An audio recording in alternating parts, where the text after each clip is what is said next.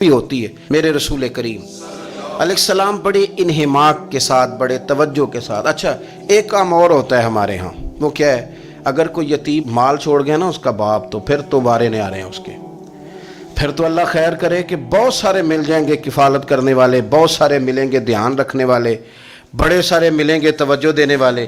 قرآن مجید نے فرما دیا ہے کہ جو یتیم کا مال کھاتا ہے وہ سمجھ لے کہ میں مال نہیں کھا رہا، میں آگ کھا رہا ہوں، آگ کھا رہا ہوں، آگ۔ سورہ نساء دیکھیے۔ ہمارے ہاں اگر تو وہ مال چھوڑ گیا ہے تو پھر تو بہت سارے رشتہ دار مستقل اس کے محلے میں مکان لینے کو تیار ہو جاتے ہیں، الا ماشاءاللہ۔ پھر تو بڑے سارے ایسے بھی رشتہ دار بن جاتے ہیں جن کو والد کی موجودگی میں کبھی زیارت کا موقع بھی نہیں ملا تھا۔ یہ مال جو یتیم کا ہے اس کی تو زیادہ حفاظت کرنی تھی۔ ہم کئی دفعہ مسئلہ بتاتے ہیں، لوگ فتویٰ بازی شروع کر دیتے ہیں۔ مجھے بلایا گیا کہ ایک صاحب کا انتقال ہو گیا تو ان کا ختم شریف ہے، تو بچے ان کے نابالغ ہیں، تو میں نے کہا کہ آپ اس طرح کریں، ان کے مال میں سے زیادہ پیسے نہ صرف کریں۔ نہیں جی نہیں، بڑے پیسے کمائے ہیں جی، اس نے ساری زندگی باہر نکالی، یا تو لاکھوں کروڑوں کمائے ہیں، تو چھوٹا گوشت پکائیں گے، بکرے کا گوشت پکائیں گے اور ہم ان کا ختم شریف دلائیں گے۔ تو میں نے کہا صاحب آپ رشتہ دار ہیں، ان کے بچوں کے مال کی حفاظت کریں۔ ختم شریف تو اس میں گوشت زیادہ ہونا ضروری نہیں، اس میں تو درد سے دعا کرنا ضروری ہے، اس میں تو تلاوت قرآن پاک کے سال ثواب میں ضروری ہے، ذکر اذکار ضروری ہیں۔ لیکن کیا کیا جاتا ہے کہ بے دریغ مال ان کا اگر ہو تو، ایک حدیث پاک ہے بخاری مسلم میں، بڑے غور سے سنیے گا، اور اس کے اندر جتنے پہلو ہیں ان پر پوری توجہ دیجئے گا کہ کہیں ہم ادھر آ تو نہیں گئے۔ رسول پاک صلی اللہ علیہ وسلم نا ہمارے لیے سب سے بڑے حکیم ہیں، سب سے زیادہ حکمت حضور نے ہمیں بتلائی ہے کہ اس رستے چلو گے تو بچو گے، اس رستے جاؤ گے تو ہلاک ہو جاؤ گے۔ نبی کریم علیہ السلام نے فرمایا، بخاری مسلم ہے، فرمایا 7 ہلاک کرنے والی چیزوں سے بچنا، اگر ان میں تم چلے گئے تو ہلاک ہو جاؤ گے۔ 7 چیزیں ہیں جو تمہیں ہلاک کر دیں گے، برباد ہو جاؤ گے، تباہ ہو جاؤ گے، ہلاکت کا سفر ہے یہ، 7 چیزوں سے بچو۔ یا رسول اللہ صلی اللہ علیہ وسلم وہ کون کون سی؟ تو حضور نے فرمایا اللہ کے ساتھ شریک نہ کرنا، ہلاک ہو جاؤ گے۔ دوسرا نبی پاک صلی اللہ علیہ وسلم نے فرمایا جادو نہ کرنا، ہلاک ہو جاؤ گے، ہلاک۔ اور یار جسے حضور فرما رہے ہیں ہلاک ہو جائے گا، وہ بچے گا۔ نبی پاک صلی اللہ علیہ وسلم نے تیسرے نمبر پر فرمایا جس شخص کے قتل کرنے کو اللہ نے حرام قرار دیا ہے اسے قتل نہ کرنا، ہلاک ہو جاؤ گے۔ چوتھے نمبر پر رسول پاک علیہ السلام نے فرمایا سود نہ کبھی بھی کھانا، ہلاک ہو جاؤ گے، ہلاک۔ بڑی بڑی دلیلیں دی بینک والوں نے، بڑا سمجھایا تو عادی صاحب مان گئے، محترم مان گئے، کہنے لگے نہیں جی نہیں وہ کاروبار میں لگاتے ہیں۔ بڑے بھولے والے ہیں ہم، پتہ سارا ہے۔ اور دیکھو سب کاموں کے باوجود مستقل بینکوں میں پیسے اس اکاؤنٹ میں رکھے ہوئے ہیں جہاں سے مستقل سود آتا ہے۔ حضور نے فرمایا نہ کرنا یہ کام۔ تو کہتا ہے میں سود پہ پیسے لے کے کاروبار چمکاؤں گا، تیرے نبی پاک نے تو فرمایا تو ہلاک ہو جائے گا۔ تو کہتا ہے میں مل لگاؤں گا، حضور نے تو فرمایا ہلاکت ہے۔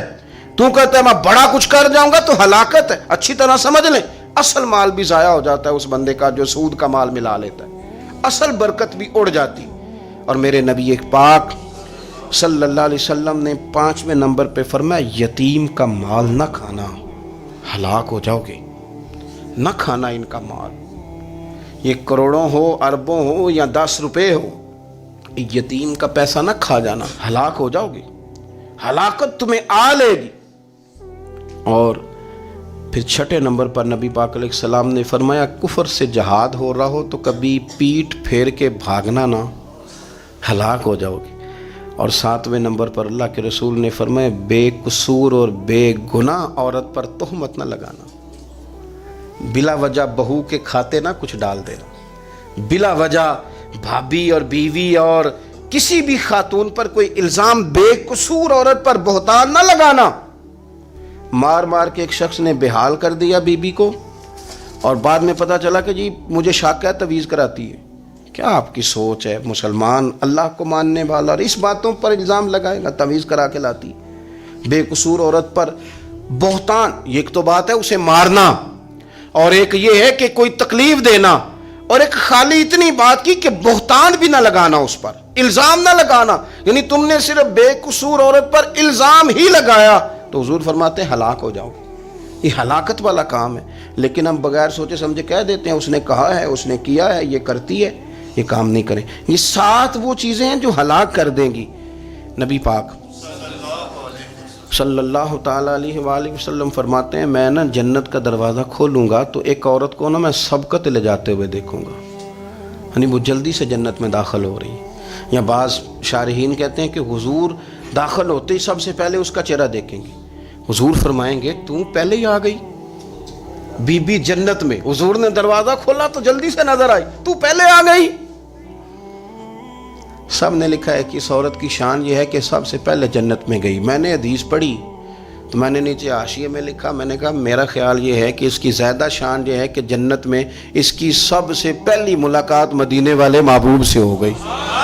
یہ دیکھو کتنی بڑی شان۔ حضور فرمانے لگے تو کیسے پہلے ہی آ گئی، کون ہے تو؟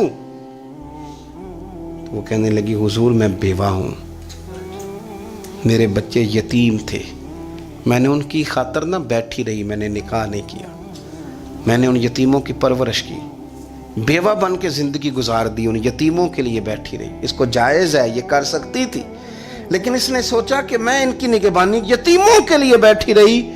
آج شان یہ ہے کہ مدینے والے کے لیے جب دروازہ کھلا ہے تو اس بی بی کو بھی رب کریم نے فوراً ہی جنت عطا فرما دی۔